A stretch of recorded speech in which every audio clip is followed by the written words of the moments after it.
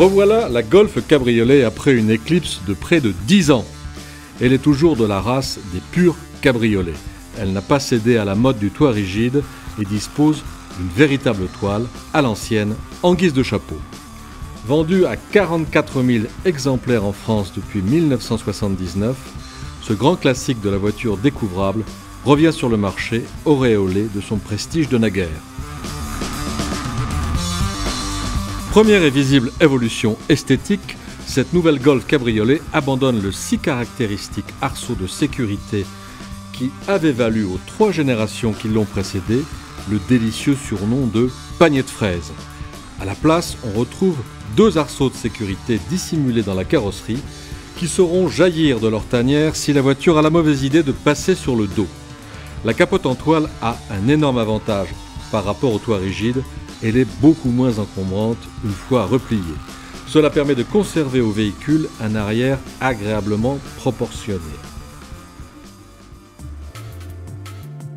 Pas de surprise, on se retrouve bien ici dans l'univers Golf.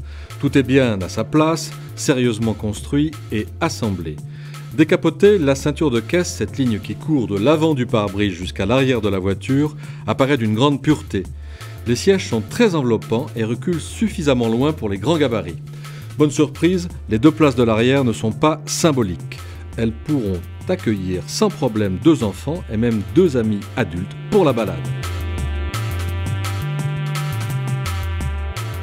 La première chose à vérifier sur un cabriolet est la rigidité de la caisse, moins facile à obtenir que sur un véhicule à toit fixe. En guise de test, nous avons posé une seule roue sur un trottoir afin de détecter une torsion éventuelle de la carrosserie. La réponse est négative, les portières s'ouvrent sans difficulté, ce qui signifie que la caisse a été correctement rigidifiée. L'impression se confirme une fois au volant. Sur la route, ce cabriolet possède également un comportement identique à celui de la berline dont il est issu.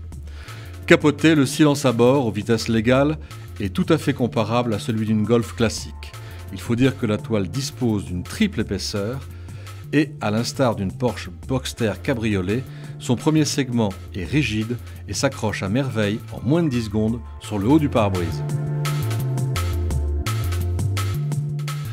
Nous sommes là face à un véhicule de facture très classique, très bien construit, très bien assemblé. Il pourra affronter les années sans se démoder. Bref, nous sommes là en plein dans l'effet Golf.